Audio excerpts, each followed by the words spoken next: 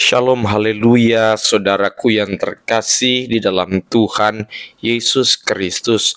Hari ini kembali dalam program Memulai Hari Bersama Kristus dengan saya, Gary Tengker. Dan saya Arti Indira Pardede. Hari ini kembali kita akan membaca firman Tuhan, merenungkannya, sehingga menjadi pedoman bagi setiap kita, khususnya pada hari ini, dalam menjalankan setiap aktivitas kita. Tetapi sebelumnya, saudara yang terkasih, mari kita bersatu di dalam doa.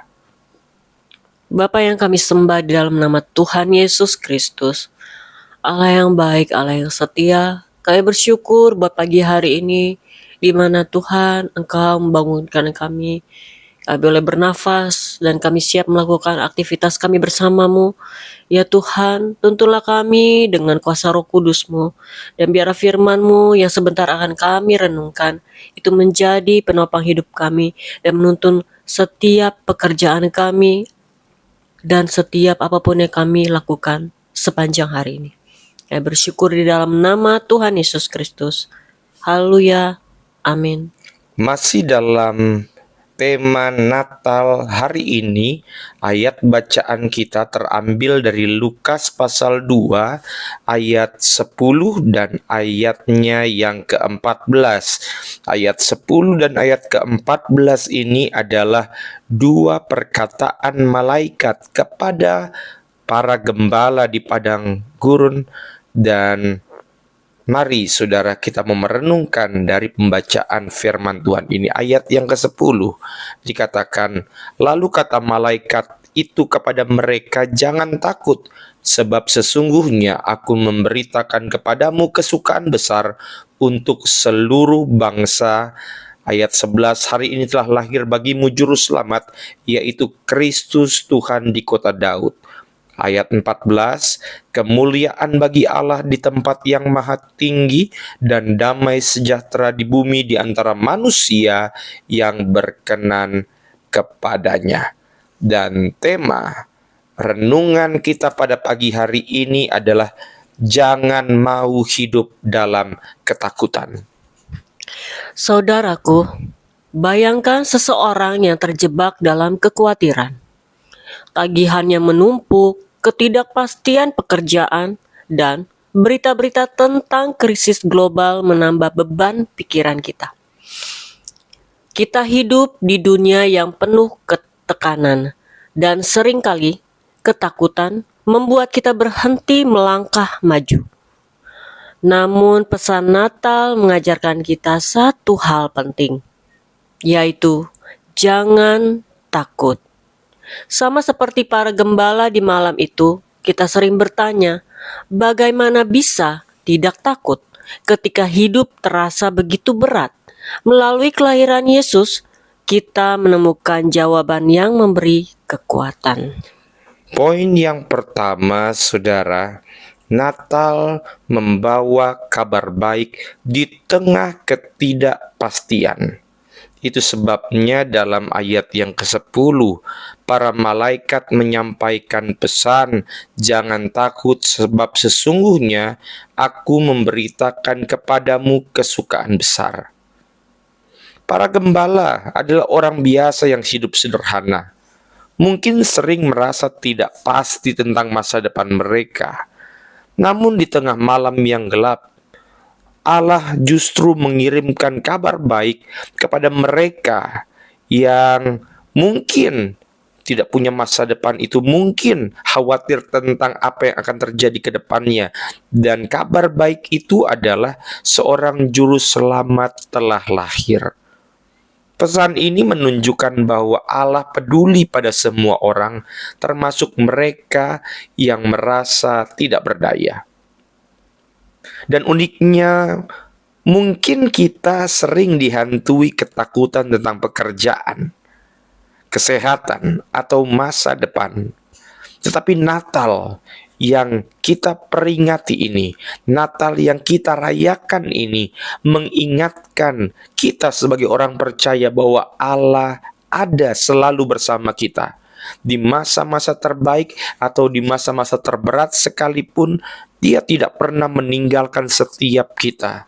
Itu sebabnya ada satu lirik lagu rohani yang mengatakan bahwa Allah mengerti, Allah peduli apa yang kita alami. Artinya, jika Yesus rela lahir di palungan yang sederhana, itu berarti Dia peduli pada hidup kita apa adanya. Ketidakpastian mungkin tidak langsung hilang, kekhawatiranmu mungkin tidak langsung lenyap, tetapi hati kita akan dikuatkan. Karena apa? Karena kita tahu bahwa melewati lembah kekelaman sekalipun, tangan Tuhan yang kuat selalu menyertai setiap kita. Maka sebuah pertanyaan yang harus kita pikirkan, kita renungkan pada pagi hari ini adalah, jika Allah telah memberi kabar baik keselamatan bagi setiap kita, lalu apa yang sebenarnya kita takutkan? Saudara harus ingat bahwa ketakutan, kekhawatiranmu tidak akan pernah bisa mengubah masa depan. Natal memberi damai di tengah kekacauan. Kita baca dalam Lukas 2 ayat 14. Bunyinya, damai sejahtera di bumi di antara manusia yang berkenan kepadanya. Ketakutan sering datang karena hati kita tidak tenang.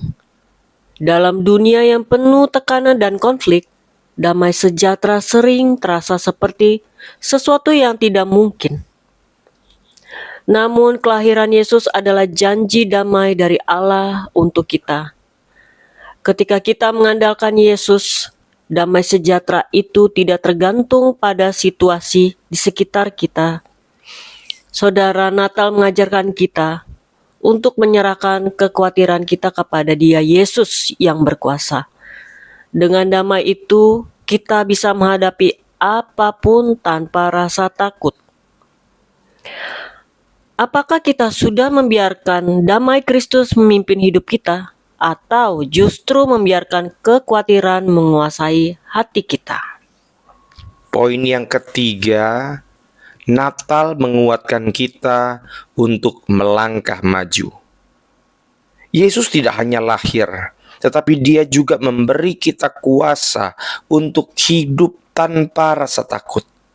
Itu sebabnya Paulus menegaskan dalam 2 Timotius 1 ayat 7, sebab Allah memberikan kepada kita bukan roh ketakutan, melainkan roh yang membangkitkan kekuatan, kasih, dan ketertiban.